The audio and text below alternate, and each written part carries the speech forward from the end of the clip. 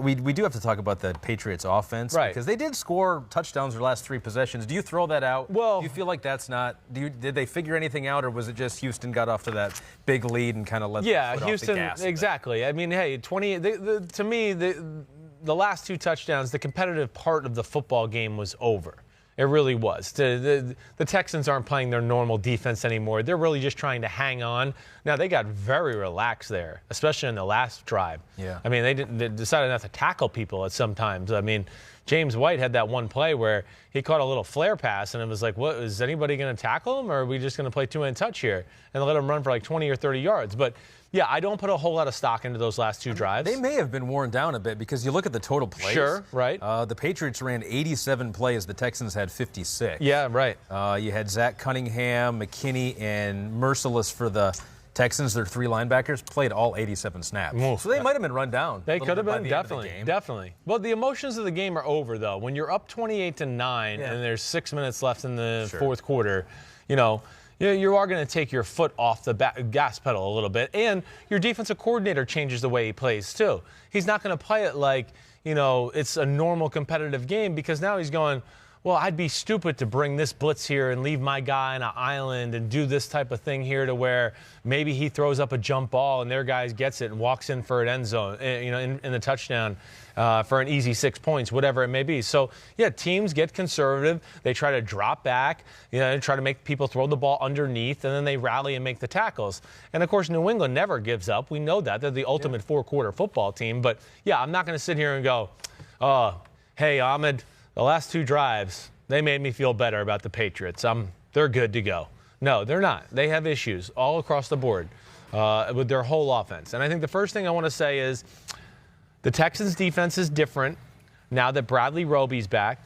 The fact that they got Vernon Hargreaves off of waivers from Tampa, Justin Reed being back at safety, that makes their secondary pretty freaking legit, along with Jonathan Joseph. So that's going to give them a fighting chance. We're seeing some people in their front 7 emerge a little bit as disruptors. And then I think the big thing more than anything is, bad execution by the Patriots offense, not top-end talent at certain positions, young guys trying to find their way, and, Tom Brady not playing that great. I think it's all of it. It's not just like one thing I can look at. And Brady doesn't get like a free pass here. He definitely doesn't. There was plays there to be had in the game the other night that he didn't deliver on. Are there other plays where receivers screwed him over and f***ed him? Yes, they did, certainly. Yeah. Texans did a really good job. They kind of they really ran a New England game plan. A lot of crazy looks on defense. Doubled Julian Edelman on a lot of big passing situations. Weren't going to let him beat them. Sent a lot of different disguises and different looking coverages. A lot of blitz zone, or what I call blitz change, right? Blitz change is like, hey, it looks like we're going to rush 4, but all of a sudden 3 people blitz and then 3 people drop out. It still ends up being a 4-man rush, but it was a blitz and it looks confusing and people are dropping in different areas to where it can cause confusion for an offense. And a guy like Tom Brady, I don't care how old you are or how many reps you are, those things can make you hesitate and pat the ball in extra time. It's hard for Josh McDaniels to get into a play-calling groove when you change the defenses up as much as Romeo Crennel did. So I got to give them a lot of credit to start with. You definitely got some tweets about Tom Brady. People wondering what's going on there. Yeah. It was 24, 47, 51%, 3 touchdowns, the 1 interception. Scott Miller says he wants to hear about the Brady temper tantrum. And there were actually a couple of them. There's one time he almost threw his helmet. Yes, right. It looked like. Yeah. We've seen Brady get fired up on the sidelines before, so this is not unusual. No. But then there was the other time when we saw Brady talking to his wide receivers. Edelman was over there. I think Sanu was over there. Right. He was telling him, he was like, we got to play faster. I did some lip reading on that. We're so robotic. He said, we're very robotic. We got to play faster. And I don't know if you read anything into this. Mohamed Sanu played just 19 of the 87 snaps. And here's a tweet from Gigi McDonald, some criticism of the Pats wide receivers for running wrong routes. So there seemed to be confusion. Brady was mad. What do you think it comes down to? Well, he's frustrated. He's used to being part of a well-oiled machine, and they're not a well-oiled machine. I mean, nothing's well-oiled about them right now. But, they're not. They don't run the ball and dominate that way. Their pass protection is good, not great. Their talent on the outside, is good, not great. Julian Edelman's really good. He's not a Hall of Fame wide receiver. I know everybody was trying to put him in the Hall of Fame last year. He's not. He's an NFL legend, and he's just a part of a great offense and has a great role with it, and he takes advantage of that to its fullest for the most part. Hey, the first drive of the game, they're down in the red zone, 3rd and goal. Brady's going to throw a ball in the back of the end zone to Philip Dorsett, who's supposed to be going across the back end line and continue. He does. He kind of stops. I think he sees Brady move, and he thinks, oh, no, Brady's going to scramble. Let me try to make myself available.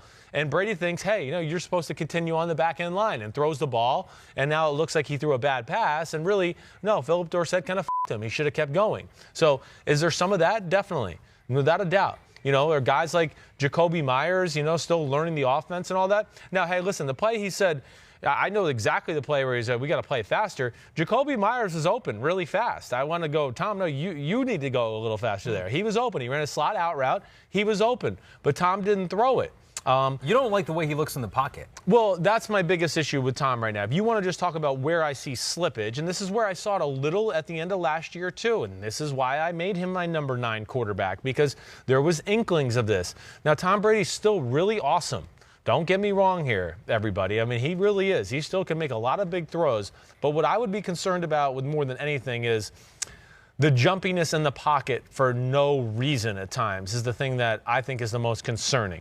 And, there's times where, hey, let me jib it for a second, okay? You're jibbing it? I'm going to jib one time. Okay. Because this is where Brady was amazing. And he still is amazing, but he has a few little cracks in the armor as far as this is concerned, where Brady for years, you saw him, right? Oh, there's pressure, and he never seems to be phased. And it's just, shoom, first down. Or, oh, here they come, shoom, he just step up. It was effortless. Now, there's plays, a handful every game, where there's a defensive end who I wouldn't even consider it pressure yet.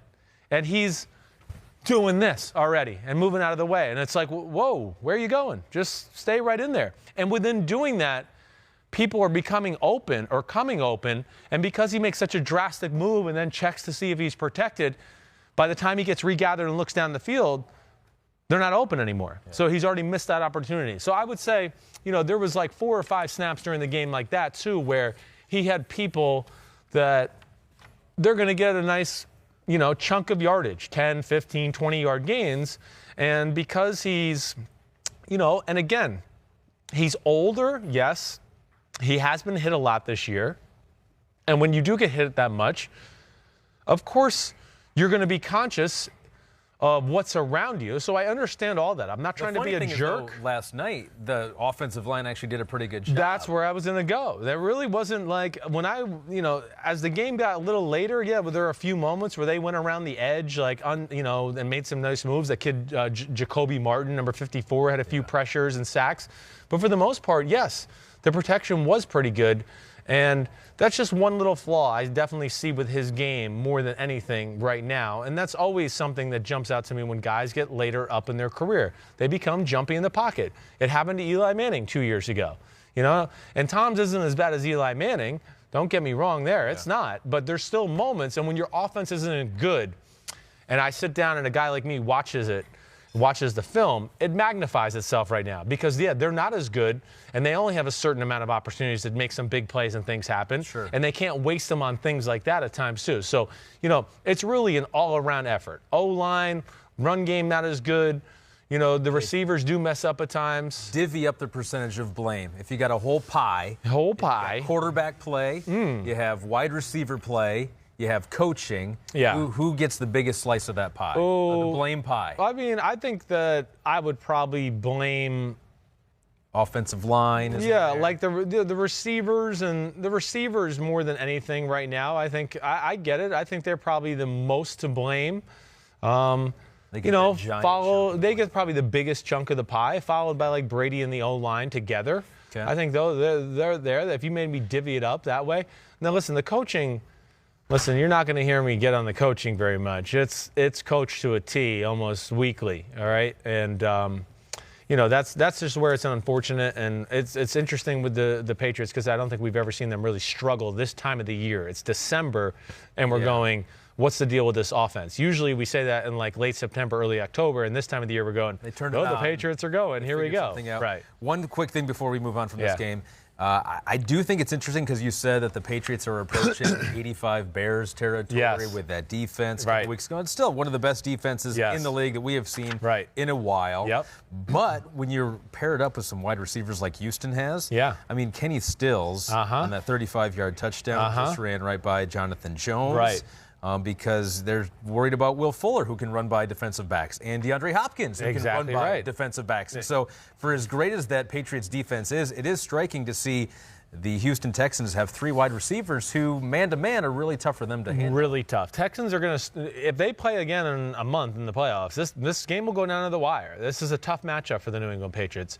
And William Fuller, like you've heard me say, Hollywood Brown is the key to the Baltimore Ravens. William Fuller is the key to the Houston Texans, because when they have him and you want to play man-to-man against them, oh my gosh, is that a scary 5-on-5 matchup then? I mean, if you want to match up with Hopkins, Fuller, Stills, Fells, and Duke Johnson in the pass game, you better have some special 5 that can do that. And that's where it goes to the next level. And just to hit on that part of it, you know, New England likes to play man-to-man. We know that. They played more zone in this game, especially early on, dabbled in it. And then as the game kind of got going, they got stuck in some man-to-man situations. So, first off, they, you know how I said they kind of did some New England things to New England. That's what the Texans did. What'd they do on their first touchdown pass? Got Duke Johnson matched up on Kyle Van Noy out of the backfield. How many times have we seen Tom Brady and James White do that to some other team's linebacker, right? So they do that. Another time they use a nice creative play design off of Deshaun Watson's talents, where he fakes kind of the read option and they bootleg to the left and Daniel Fells is open, boom, touchdown. But now you talk about your Kenny Stills play, right? So now at this point they're down 14-3 and they're realizing, like, man, we can't sit back and play zone all game because Watson's going to just slowly tear us apart. He's too good. Well, now it becomes a big down, and they want to double DeAndre Hopkins. They're playing man-to-man on Will Fuller. And now Jonathan Jones has man-to-man coverage on the backside against Kenny Stills, like you said.